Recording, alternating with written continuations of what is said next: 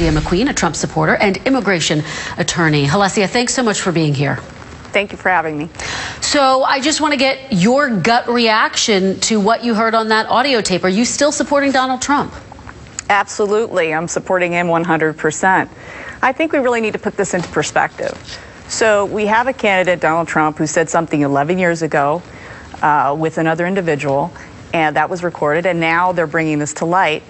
Trump apologized. He made a statement.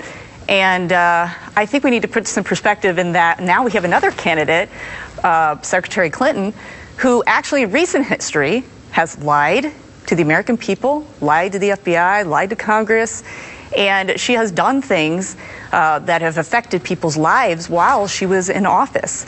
And I think that's much more relevant than what somebody says 11 years ago. I don't know why this is becoming, well, in some ways I do know, because people, there's a lot of people who don't want to see Trump succeed, but I don't put a whole lot of I don't have a lot of problem with moving forward from what he said. Let me ask you about sort of the crux of your argument, right, which is that this happened 11 years ago. What you heard Donald Trump say in that video last night was that it seems like he plans to go after former President Bill Clinton for some of his actions from 20 years ago. So is that the right strategy? Is that the right approach? I mean, if what he did in his past is irrelevant, does it make sense for him to go after what Bill Clinton did in his past? Again, it's all about perspective, and it's all about the context. Bill Clinton was actually in office when all of this happened. He was in the Oval Office, and he was doing these things while he was president. But what Trump needs to do is win over women voters, right? If he brings this up and essentially tries to blame Secretary Clinton for something that Bill Clinton did, doesn't he run the risk of alienating the very voters that he needs more of, those suburban women, women voters in general?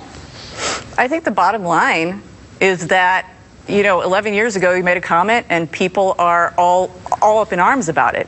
And really, again, going back to Hillary Clinton, this is recent history. This is recent history. And frankly, I agree with Trump. She should be in jail.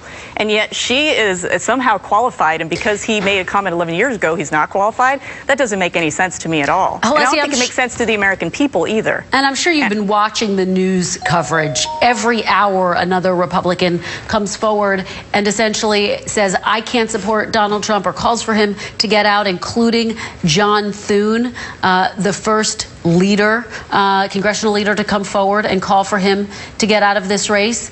Can he survive this, just from a practical standpoint? I absolutely think that Trump can survive this, and I think he will win in November. What does he need to do tomorrow night, then, to survive? Because a lot of people look at tomorrow night and they say, you know what, it's do or die. I think he needs to do what he's been doing. In the first debate, the talking heads, both the right and the left, said that he lost the debate, da-da-da-da-da. But then you saw all these online polls, 30-plus polls, and overwhelmingly, he was the winner. No, but those aren't scientific polls. But those aren't scientific polls. Absolutely not scientific. But let me tell you, there's a lot of people that are watching the debates that have never watched a debate in their life, and they're not constantly involved in the political process like you or I are. And so they come from it from a fresh perspective. What Trump really can do is talk to people on their level. He can talk to people, he can relate, and that is what he's going to do tomorrow as well. He is very good at this, and now with this town hall meeting, that's actually to his benefit, to his advantage, because he can speak to the American people. Look, I'm Hispanic. Obviously, you've noticed I'm female. I'm a lot of things. I was a veteran. For 5 years, I served in the U.S. Army, and I'm a mother of a child with a special needs. So I'm a lot of things in a lot of categories, but you know what? I'm an American first, and that is truly what Trump is bringing together. And I'm very excited about his candidacy, and I'm very excited to support him. All right, Jalesia McQueen, really appreciate your joining me this afternoon. Thank you for your perspective. Thank you. All right, shifting gears.